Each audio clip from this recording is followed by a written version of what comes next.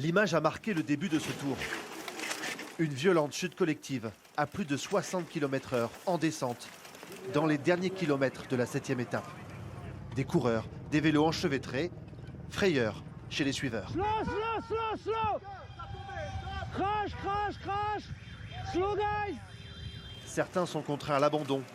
D'autres, comme Louis Barré, s'accrochent pour franchir la ligne d'arrivée. Pas question d'abandonner. Pourtant, ce matin encore, le Français pense ses plaies.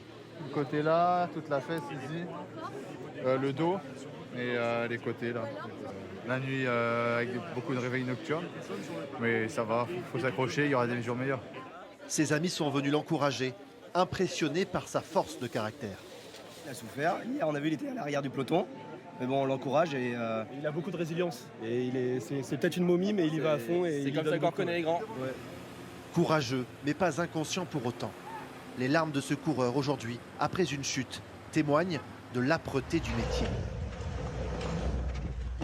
Alors, pourquoi autant de cyclistes à terre?